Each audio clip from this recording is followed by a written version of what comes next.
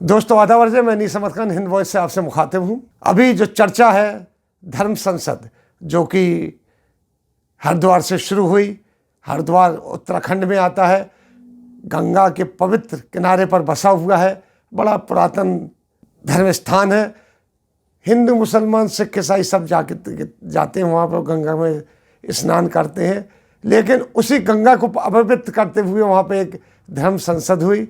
उसमें रेजोल्यूशन जो पास किए गए, उसमें ये होगा कि मुसलमानों का कत्ल कर देना चाहिए, एक आर्मी तैयार होना चाहिए, 100 उसमें हिंदू लोगों को, नौजवानों को इकट्ठा होना चाहिए और सर कलम कर देना चाहिए। बड़ा चर्चा हुआ, नेशनल इंटरनेशनल लेवल पर इसकी काफ़ी तनकीद हुई। लेकिन बीजेपी खामोश रही, आरएसएस खामोश रही, तमाम हिंदू संगठन खामोश रहे, उन्होंने कोई चर्चा नहीं की। उसी के बाद रायपुर में एक धर्म संसद हुई और फिर एक सिलसिला सा शुरू हो गया धर्म संसद का। लेकिन रायपुर में जो धर्म संसद हुई, वहाँ पर चूँकि सरकार कांग्रेस की थी, तो उन्होंने पलटवार किया वहाँ के चीफ मिनिस्टर ने, और उनके खिलाफ वारंट निकाले गए और गिरफ्तारियाँ शुरू हो गई। उनकी गिरफ्तारियाँ शुरू होते साथ ही पूरी हंगामा मच गया, जगह जगह से उनके खिलाफ जो FIR वगैरह दर्ज होना शुरू हो गया। यानी इस किस्म से जो गुस्सा भरा हुआ था भारत की जनता में कि क्या हो रहा है, सेकुलर जनता में, वो गुस्सा एकदम से फूट पड़ा और गिरफ्तारियाँ शुरू हो गई। जो उनमें एक वसीम रिजवी थे जो हिंदू हो गए, उनको गिरफ्तार किया गया और कई लोगों को गिरफ्तार किया। एक कालीचरण महाराज थे, उनको गिरफ्तार किया गया। इस तरीके से गिरफ्तारियों का सिलसिला शुरू हो गया जो अभी तक चल रहा है, अविरल चल रहा है। और उसके ऊपर स्टैंड लिया हुआ है बघेल ने, जो छत्तीसगढ़ के चीफ मिनिस्टर हैं, कि हम जो कर रहे हैं बिल्कुल सही कर रहे हैं। लेकिन उसके बाद जो डैमेज कंट्रोल हुआ पूरे विश्व में, हर जगह इसके खिलाफ जब बातें शुरू होने लगी, तो बीजेपी तो कुछ बोली नहीं, RSS ने कुछ बोली, लेकिन उन्होंने RSS को आगे लगाया और RSS ने अपनी जो राष्ट्रीय मुस्लिम मंच है, जो उन्होंने इसी काम के लिए बना रखी, जो मुसलमानों के बीच में जाके उनके प्रचार करती, उसको डैमेज कंट्रोल के लिए लगाया, यानी थूक के चाटना शुरू किया। उसके ग्रुप बनाए गए, 10-10 लोगों के ग्रुप उनके जो क़यादत में, उनकी लीडरशिप में बनाए गए, उनके ग्रुप बनाए गए और उनको जगह जगह भेजा गया जहाँ जहाँ चुनाव होना है।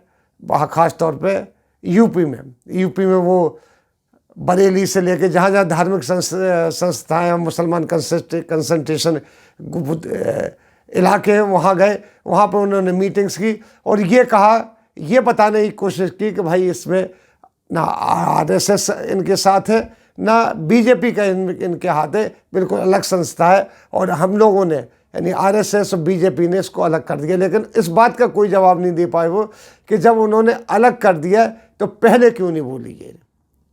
और इसके जो कर्ता धर्ता थे वो RSS के और बीजेपी के वर्कर हैं, जिनकी गिरफ्तारी के बाद खास तौर पे मध्य प्रदेश में वहाँ के होम मिनिस्टर ने क्यों इसका एतराज़ उठाया जब कालीचरण महाराज को गिरफ्तार किया गया, और इसके ऊपर उन्होंने कहा कि कैसे गिरफ्तार हुआ।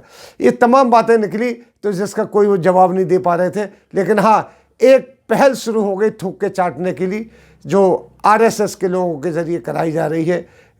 जो राष्ट्रीय मुस्लिम मंच जो इनका वो है, एक संस्था बनाई हुई है जिसका काम ही ये है कि मुसलमानों के बीच में घुस के RSS के प्रचार करना, उसको भी लोगों ने नकार दिया।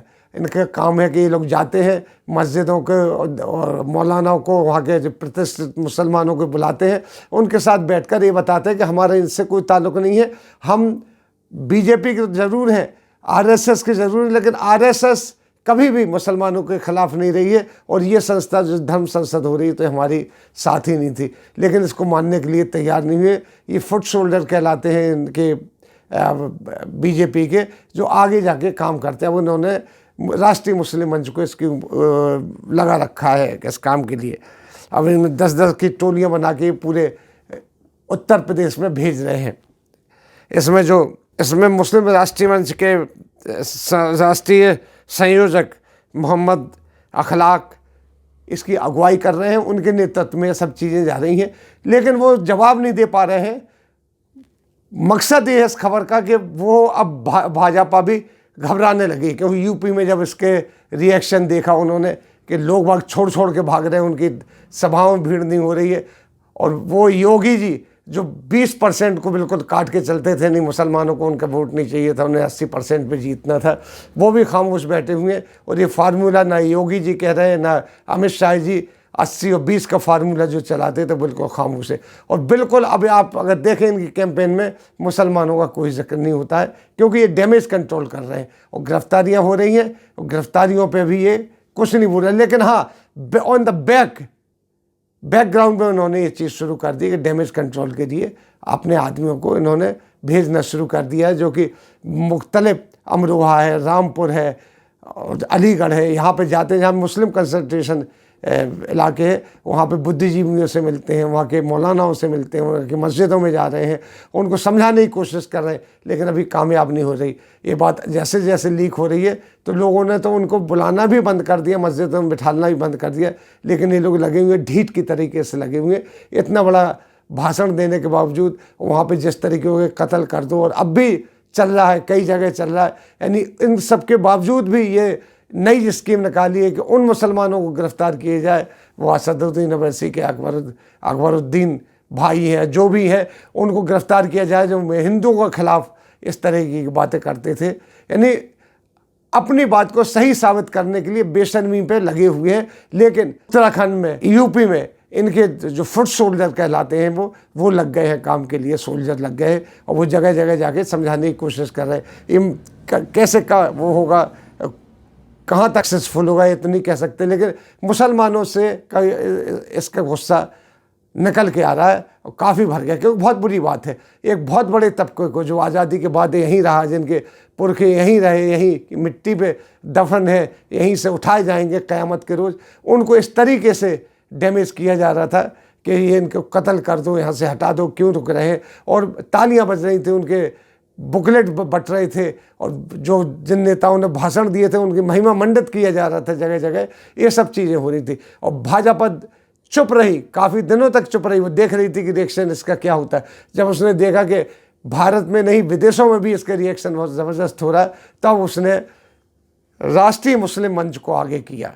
और वो लगे हुए बेचारी कहेंगे हम, वो भी बिकाऊ लोग हैं। इन लोगों की बड़ी हरकतें होती है। इन्होंने बकरा ईद के ऊपर भी, ईद उल अज़हा होती है जिसमें कुर्बानी दी जाती है, वो एक फरीज़ा होता है मुसलमानों के लिए, तो उसमें यह कहना शुरू किया था आप बकरे की कुर्बानी ना कीजिए, एक केक का बकरा बनाइए, उसको काट दीजिए, उसकी कुर्बानी कीजिए। इस तरीके के कई चीज़ें करते रहते हैं। और अफ्तार भी कराते हैं लोग बुला के और कहते हैं देखिए हमारे यहाँ इतने मुसलमान इकट्ठे हो रहे हैं। सब ये आरएसएस के लोग ने फ़ोटो खींच के अखबारों में छपवाते हैं इस तरीके से। इंद्रेश कुमार एक हैं, उसके सर्वे शर्मा हैं, इसके अलावा उन्होंने एक टीम बना रखी जगह जगह, और बिकाऊ हर जगह, हर धर्म में बिकाऊ होते, वो बिकाऊ लोग इन्होंने कर रखे। लेकिन सबसे बड़ी बात है कि अब थूक के चाट रही है बीजेपी, क्योंकि जब उसको लग रहा है कि हमारे जो 18% की बात करते थे या 20% की बात करते थे, उसके अलावा सेकुलर जो लोग थे, धर्मनिरपेक्ष जो लोग हैं, हिंदू हैं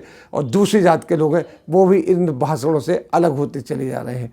तो सबसे बड़ी खबर है कि आरएसएस के जो राष्ट्रीय मुस्लिम मंच है, जो मुसलमानों की ड्रेस पहन के, उनके जैसे कपड़े पहन के आप लोगों के पास आते हैं, उनसे सावधान रहिए। वो आपको समझाने की कोशिश करेंगे कि ये लोग आरएसएस के लोग नहीं है, आरएसएस ऐसा नहीं करती है, बीजेपी ऐसा नहीं करती है, ये सिर्फ वोट की राजनीति कर रहे हैं। इनके दिल में क्या है, ज़ुबान पे कुछ अजब अंदाज है इनका, ये दिल में कुछ रखते हैं, ज़ुबान पे कुछ रखते हैं। इनसे सावधान रहिए। इसी बात को बताने के लिए हिंद वॉइस आपके सामने एक खबर लेके आया। ये एक्सक्लूसिव खबर है और आप लोग सावधान रहिए। इसी के साथ हम आपसे लेते हैं विदा। अगले लिंक में फिर हाजिर होंगे, तब तक के लिए दीजिए हमें इजाज़त।